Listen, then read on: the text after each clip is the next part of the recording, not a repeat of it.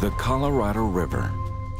For over 6 million years, it shaped our landscape, the heart of the modern American West and Southwest. A precious resource for farms and families, small communities and cities. Now we must save it, because our economy, cultural heritage, quality of life, and wildlife are threatened. The river that sparks so much Western ingenuity requires more Western ingenuity to save it.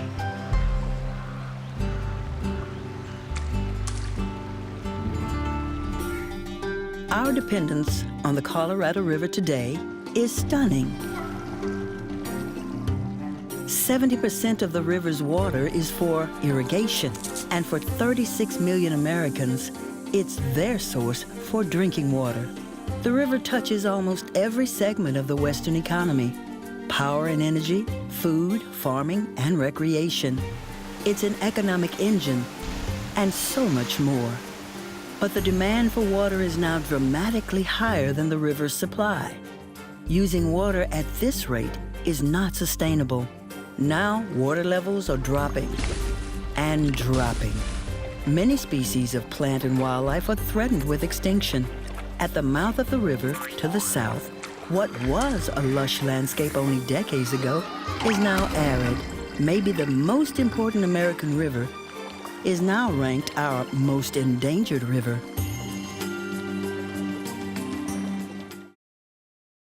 The Governor's Insure Tennessee plan. It's not Obamacare, but a market-based way to insure hard-working Tennesseans, including 39,000 veterans who don't qualify for VA benefits. It will lead to 15,000 new jobs. This approach is endorsed by business, religious, and conservative political leaders.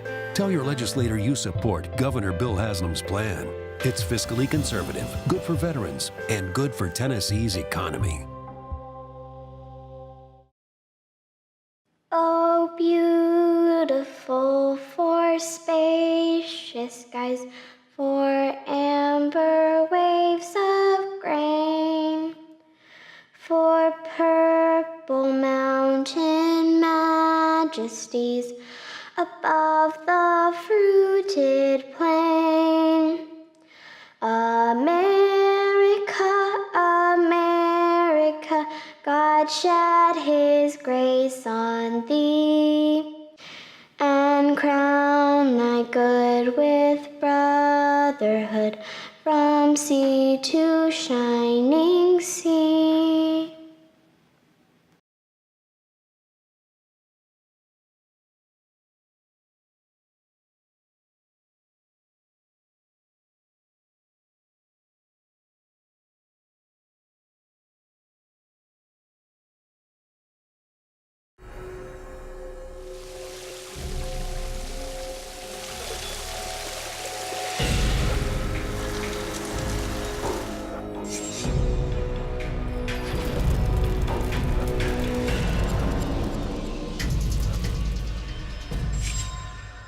Why did the North Carolina legislature rush to frack when our air and water are at stake?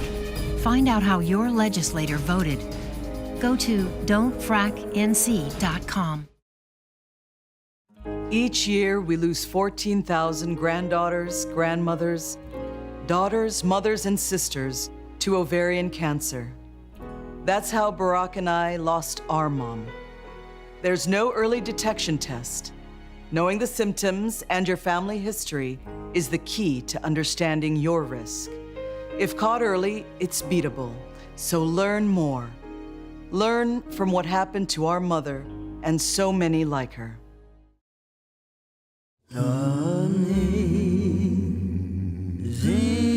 Shifting from outrage, how sweet, to action.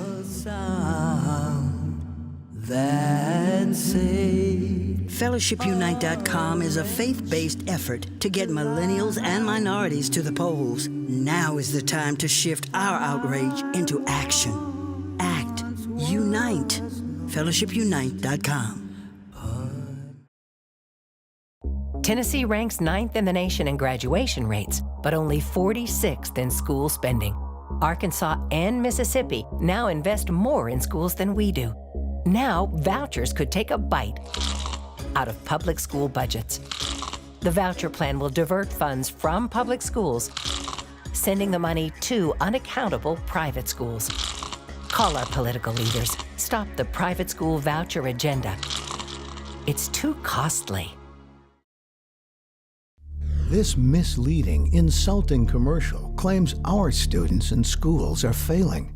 The truth is, Tennessee has led the nation in improving graduation rates, the top 10 in the country, all while our school funding is near the bottom.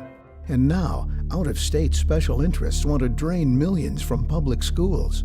Say no to private school vouchers that drain funds from our public schools. Fight back. Call the governor and your legislator today. My mother loved life. But after her cancer spread to her bones and vital organs, she decided to use Oregon's Death with Dignity law. The law required her to make 3 requests for 2 doctors to approve and for waiting periods. The proposed Washington law requires the same. When she went, it was how she lived, with her dignity. As a doctor and a daughter, I can tell you the Death with Dignity law is safe. It works. We all value the right to vote, to decide on elected officials, to vote yes or no on local taxes. But rich, out-of-control developers want to crush our chance to vote on new, sprawling development. These same developers got millions of our tax dollars from the federal bailout. Now they're spending millions to kill Amendment 4. Fight back. We deserve a vote on development. Yes on 4.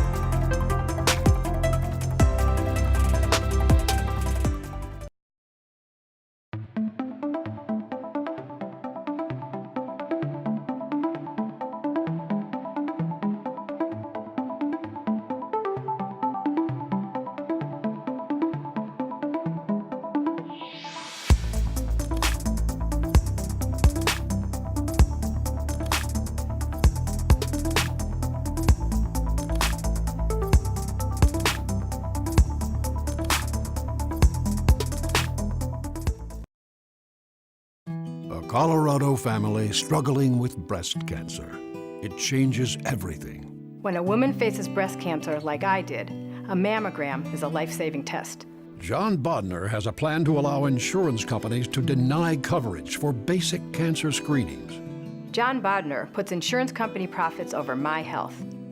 After all our family has been through, how could John Bodner even look us in the eye?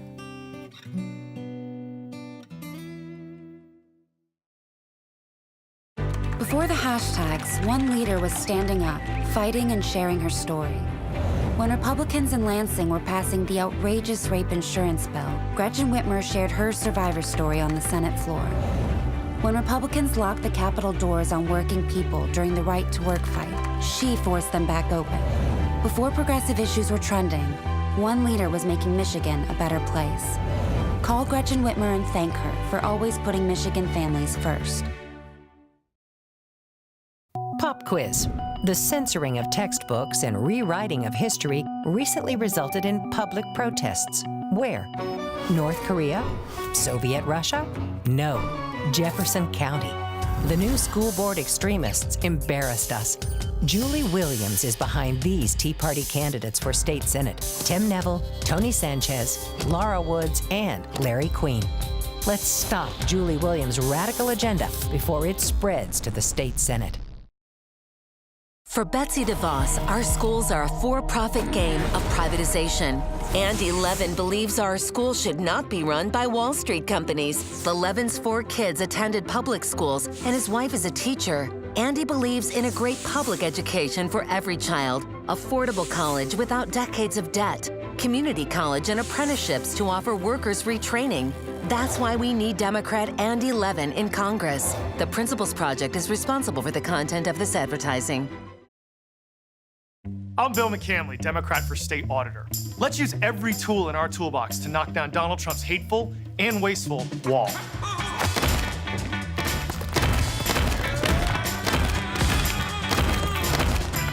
Speaking of walls, we invest $24 billion of our money on Wall Street.